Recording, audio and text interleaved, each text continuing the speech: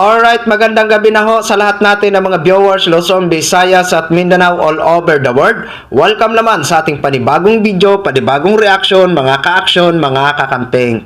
So eto naman ang ating mga kababayan na walang kapaguran.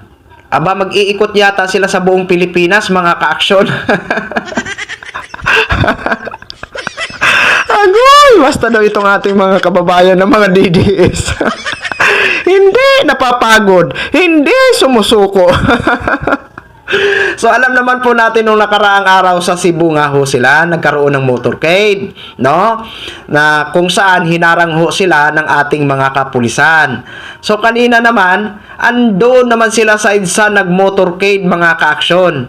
Kaya napatanong nga ako, mag-iikot naman siguro sila sa sa iba't ibang parte ng Pilipinas.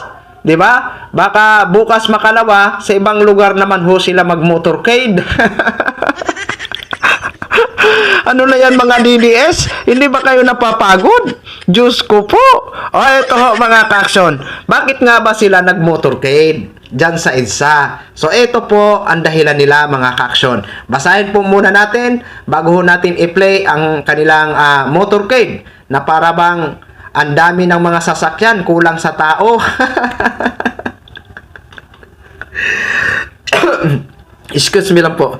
Basta daw itong ating mga kababayan ng mga DDS. Ayon kasi dito sa post ng ABS-CBN News. Ayan, sa caption po.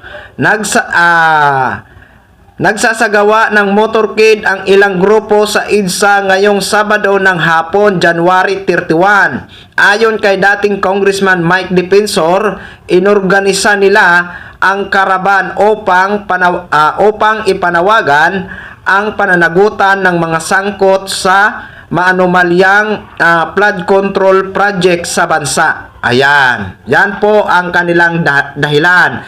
Ipanawagan daw ang pananagutan ng mga sangkot sa anomalyang flood control project. Ayan.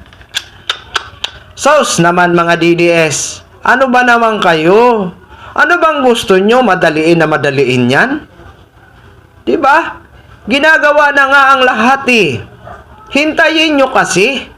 Hindi ho kasi basta-basta napailan ng reklamo ang isang tao kung wala lang naman sapat na ebidensya. Di ba? Kung magiging hearsay ang pag-file ng reklamo at mauwi man lang sa pagkabasura, edi mas lalo tayong mag-iingay. Di ba? Hindi ba kayo makahintay? Bakit hindi nyo rin itry? Nasabihin dyan o ipanawagan nyo na kahit kayo ay iniidolo nyo si Sara Duterte, ipanawagan nyo rin, no? Nasagutin ni Sara Duterte itong mga di umano na nakatanggap ng confidential fund, itong mga ghost name. Di ba? Kung talagang sa pananagutan o sa korupsyon ang inyong panawagan, dapat wala kayong pipiliin. Di ba? Ito ho mga ka-action, mga kakabig. Panoorin po muna natin ito.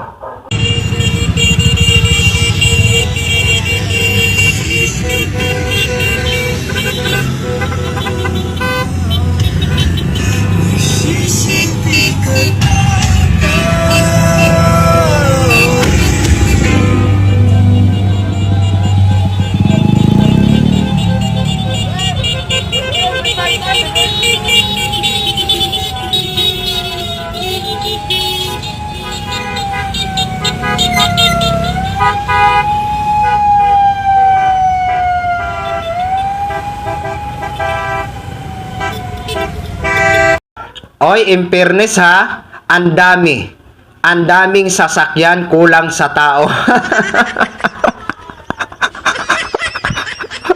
Yan na ba ang tinatawag nyo? Tanong lang namin ha. Yan ba yung tinatawag nyo? Na one big time rally?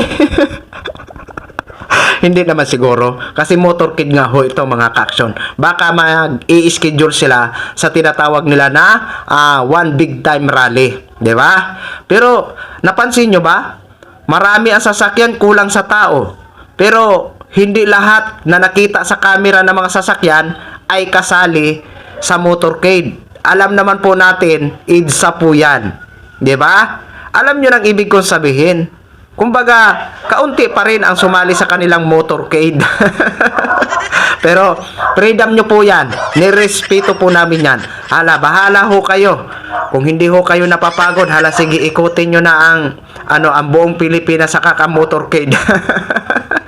So yun lang ho mga ka-action, mga kakampik no, share ko lang ho sa inyo. Maraming salamat po sa lahat natin ng mga viewers Luzon, Visayas at Mindanao all over the world. Ako po ang inyong lingkod, si The Action Man. Good evening everyone.